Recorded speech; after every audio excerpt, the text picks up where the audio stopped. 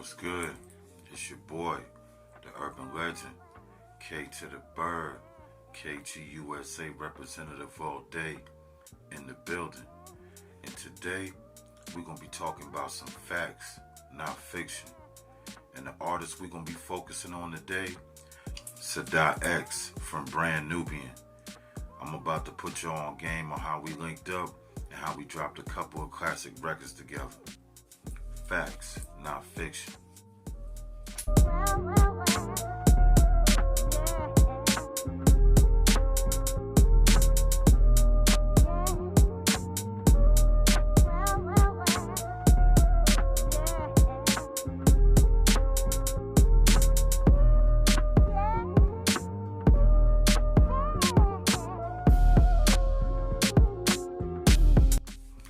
Alright, for a lot of y'all out there that don't know who the legendary Sadat X is, Sadat X was a legendary MC that was a part of a group named Brand Nubian. Brand Nubian, one of the biggest hip-hop groups back in the early 90s. They came out and did their thing majorly. You know what I mean? Their biggest record that I think it was released in 1993, I believe, it went platinum. And that record was called Pumps Jump Up to Get Beat Down. And I know you probably heard it on movies, most famously being on the Martin episode when he fight Tommy Hearns. That shit was hilarious. But anyway, man, Sadat X is from the Bronx. He's from the Bronx, New York. And a lot of people should know already that the Bronx ain't never been a place that been to play with. A lot of niggas that come from the Bronx, they be built strong. You know what I mean? Legendary MCs and cut from the cloth. Rappers like KRS-One, Fat Joe, Big Pun, they all made the Bronx look real good and real thorough with the way they came into the game, expressing themselves with the lyricism and expressing themselves on the street knowledge, kicking that street knowledge to you with their rhymes. So anyway, man, Sadat X came from that cloth, from the Bronx. He been rapping ever since like his early teenage years, and when he was doing this thing in the neighborhood independently, Grand Pooba, he was the one that discovered Sadat X and signed him up to the team and made him a part of the Brand Nubian group. But originally, Brand Nubian was just Grand Pooba, Lord Jamar. They were the original members of the Brand Nubian crew. They also had Lord Finesse working with them as well on the production side of the team. But the lyrical side of the team, the two rappers were Grand Pooba and Lord Jamar. Then they eventually added Sadat X to the team because Sadat X had that energy and he has one of the most unique hip-hop voices ever. You might don't know this man's record or remember his song or remember his name, but you definitely gonna remember his voice. His voice is legendary. He has a certain tone, a certain swag that he brings with his lyrics also as well. But his voice was always a major key to what he does. Also, a lot of people out there that know Sadat X was the first rapper to ever give Biggie a feature. Yeah, man, when Biggie Smalls was coming up in his grind, you know, doing his thing with Puffy them on the underground, doing the Party and Bullshit record, he then did a record with Sadat X, you know what I mean? He paid him, too. The legend has it that he paid him probably like 10 racks, I think, to get on the feature. And Sadat did it with him. And the song they did didn't even come out until after Biggie died. And the song was called Come On. And if you ain't know that song, you need to definitely look it up. But the chorus go like, come on, motherfucker, come on. Come on, motherfucker, come on. Classic record, man. And Biggie killed that record, man. That's when he be like, I got seven Mac 11s, 8, 90, 38s, 9, 9s, 10 Mac 10s. The game never ends. You can't touch my riches. Even if you had MC Hammer and them 357 bitches. Yeah, man, Biggie Smalls killed that track. But that was the first track he ever did with an artist that wasn't down with him and Puff Daddy's team, and that was Sadat X. And you should look that song up, man. That song is legendary, and it came out on the Born Again album after Biggie died. But they put it out in its original form. So if you look that record up, it's not a remake. It's really the way that Biggie came, and it's really the way Sadat X came. And after that, man, Sadat X was holding it down with Brand Nubian, you know what I mean? They was like the first rappers that was out on that conscious message, kicking street knowledge and kicking the knowledge, you know what I mean, about the lessons, the 5% lessons, you know what I mean, also mixing that shit with lyrical street shit that people in the hood could relate to, you know what I mean.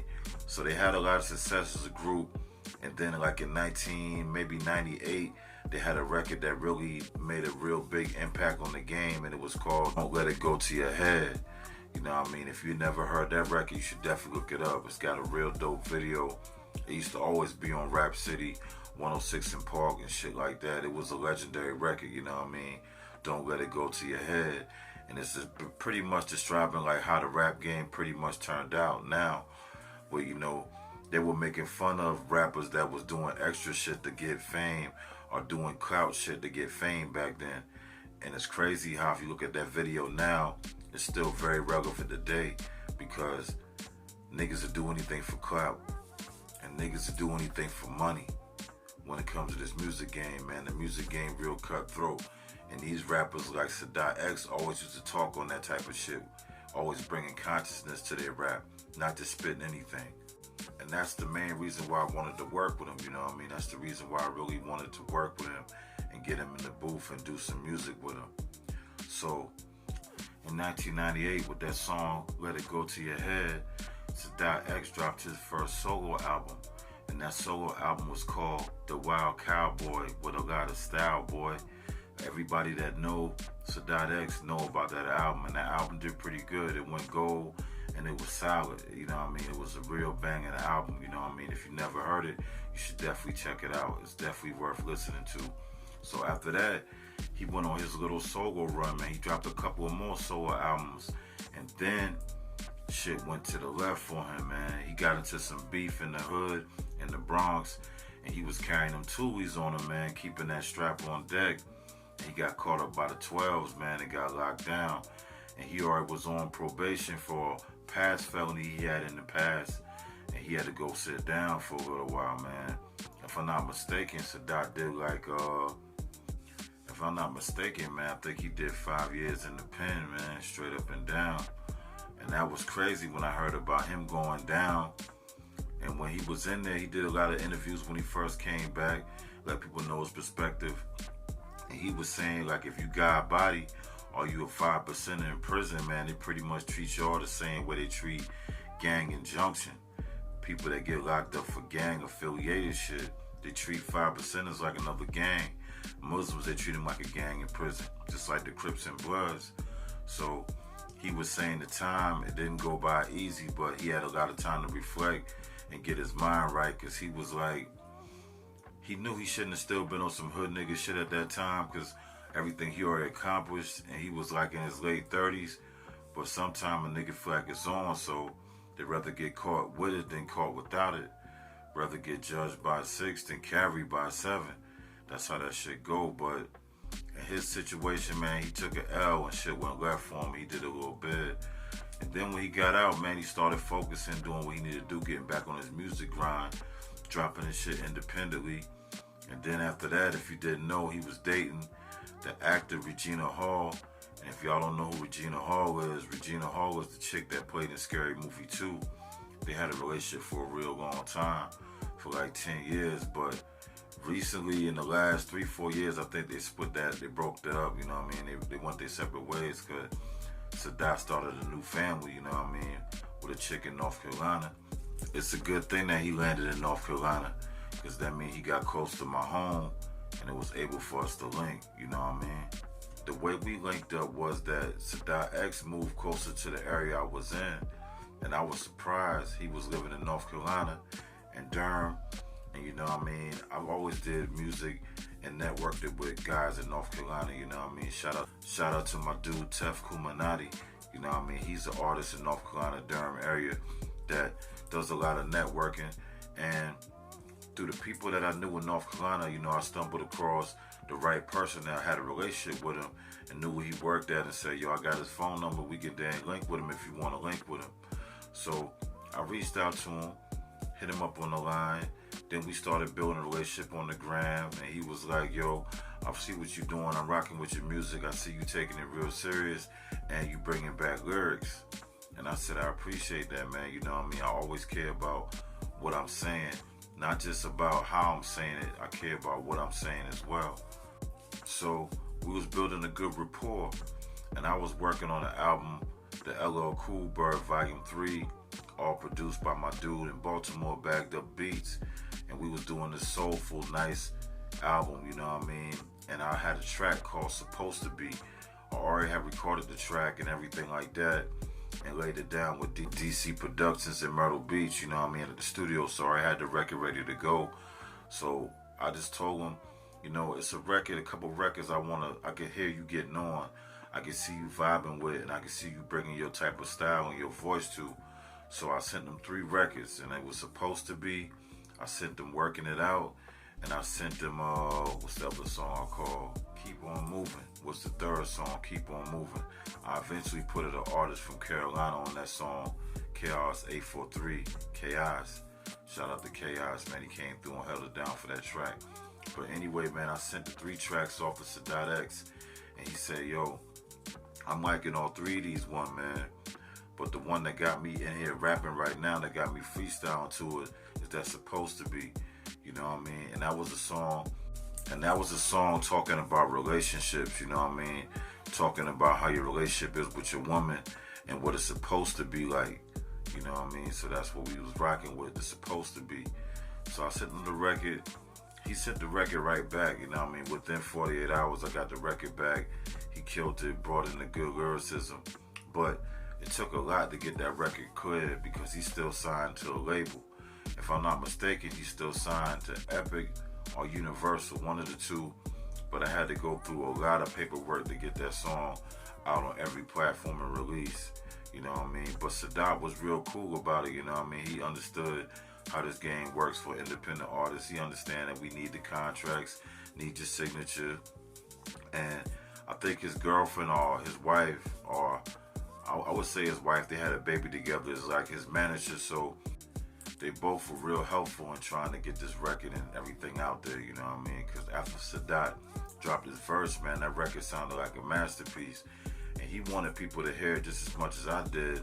So, man, we went back and forth doing a bunch of correspondence with TuneCore and giving them all the paperwork they need to see, because he's an artist that's already signed to a major label, and a major label always trying to get their cut and getting documentation of everything that's done. So we had to do a lot of paperwork, had to send a lot of paperwork in, and we finally got it in motion and got it submitted, and the track got released, man. So it came out on an album. It got released and it came out on the LL Cool Bird Volume 3 album, you know what I mean? So if you haven't heard that record, man, you should definitely look it up and stream it. It's a classic, you know what I mean? It's got a classic vibe to it. Sadat X came through right, dropping those bars. And after we did that song, man, he liked it, I liked it, and it got a good response so much that we did another track together called Stay Down. And the Stay Down track came out on the Bird Print album. But ever since that, man, me and Sadat X be cool. We be talking, going back and forth. He lived close to my area, so you know what I mean, we always chopping up. He's a good dude, man. He's really a good dude. Always about teaching the babies, man. Always about speaking the truth to the people. And you know what I mean, he always been on that 5%er type shit, dropping the knowledge and giving niggas the lessons. And that's what he do with his music, you know what I mean? He a legendary artist in my book. He's always been one of the best lyricists, and he has crazy delivery.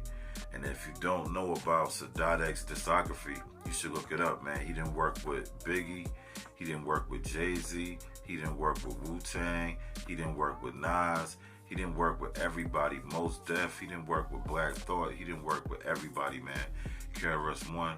Anybody that's a real lyrical cat from the North, from the East Coast, Sadat X pretty much worked with him. And he worked with a lot of West Coast artists too, you know what I mean? A lot of new school artists, you know what I mean? I know y'all thinking like, damn, that nigga probably too old. I can't rock with that nigga. He too much from the old school. But Sadat X, he know how to come to the new school, man. He got a lot of new records with Jay Worthy from Compton. You know what I mean? He also got some records with a lot of other independent artists from the West Coast that y'all might not be familiar with, but it's definitely worth checking out, man. I'm telling you, the music be banging, and he's got a unique voice. His voice will always stand out. Once you hear him once, you're never gonna forget him. He got a unique tone, something like an artist like E40, but he got a flow that's like an East Coast rapper like DMX, but he got some E40 tone, a unique voice, and a nice flow. So if you're not familiar with Sadat X, you should definitely look him up, get familiar with the music, and you should definitely look up the record that we got out together. Sadat X and K Burr is supposed to be. I guarantee you're not going to be disappointed. It's a classic record. And that's all today for the Facts Non-Fiction. I just want to chop it up with y'all real quick about my homie, the big dog, Sadat X, a real true OG. You know what I'm saying? Hip-hop legend.